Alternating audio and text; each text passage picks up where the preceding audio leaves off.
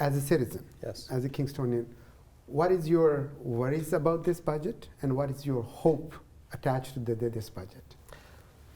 Well, I think there's a lot of money that's being spent on programs that are really outside of the realm of municipal responsibility, but because citizens of Kingston have elected a council that is very responsive to the needs of individual communities like those who are less fortunate, there tends to be an impetus to wanting to support housing and other issues that are not really in the purview of the municipality, but because there's a gap in the federal and the provincial governments providing those services, that the city feels compelled to do that.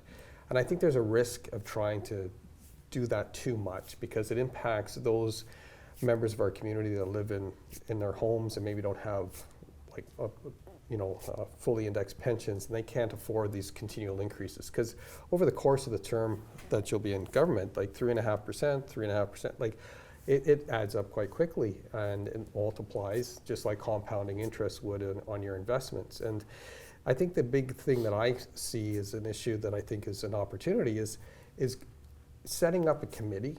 And I've spoken to you about this before, Jimmy, is setting up a committee that goes through each department, maybe one per quarter, line by line, looking at where the things can be saved or trimmed. For example, the millions of dollars you're spending on buying new vehicles this year, why are we buying them?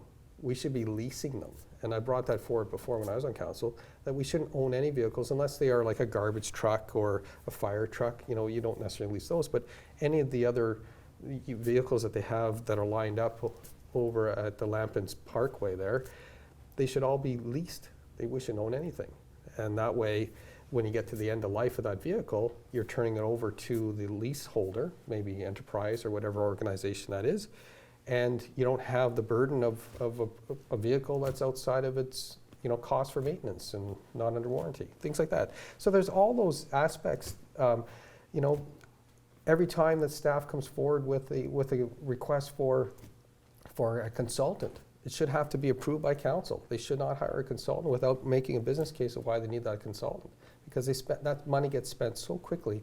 And when you see it on a granular, you don't see it on a granular level in the budget. It's hidden within the context of the budget. So how much money are you spending on consultants?